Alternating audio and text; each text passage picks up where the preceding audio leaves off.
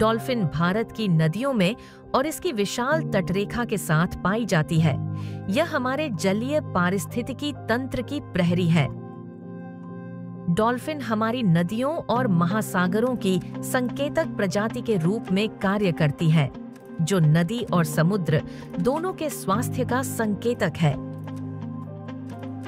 भारत की नदियों में 2 प्रकार की डॉल्फिन प्रजातियां पाई जाती हैं, गंगा और सिंधु नदी डॉल्फिन, जो गंगा, ब्रह्मपुत्र और ब्यास नदी में पाई जाती है। इसके अलावा हमारे देश की समुद्री सीमा में 17 प्रजातियों की समुद्री डॉल्फिन भी पाई जाती है। संरक्षण करने के लिए यथास्थिति की जानकारी आवश्यक है, जिसे एकत्र करने के लिए 2021 से 2023 में जनसंख्या आकलन किया गया, जिसमें 28 नदियों में 8,500 किलोमीटर का सर्वेक्षण किया गया। यह कार्य उन्नत वैज्ञानिक विधियों का उपयोग करके किया गया। भारत की नदियों में डॉल्फिन के लिए किया गया यह विश्व का सबसे बड़ा सर्वेक्षण है। पहली बार गंगा नदी डॉल्फिन को सैटेलाइट टैग किया गया, जिससे उसके व्यवहार, प्रवासन और आवास के बारे में महत्वपूर्ण जानकारी प्राप्त हुई। अवैध वन्य जीव व्यापार से निपटने के लिए वन विभाग और भारतीय तटरक्षक बल का कार्य सराहनीय है।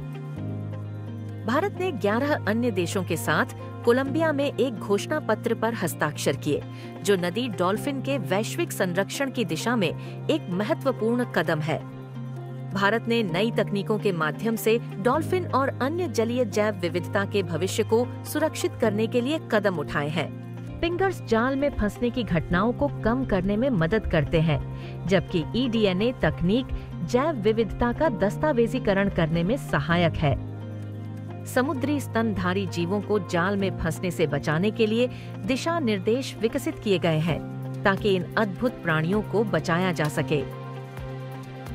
डॉल्फिन संरक्षण केवल वैज्ञानिक जानकारी इकट्ठा करना ही नहीं, बल्कि लोगों को इस कार्य में भागीदार बनाना भी है और उनके जीविका के बेहतर साधन जुटाने का काम भी है।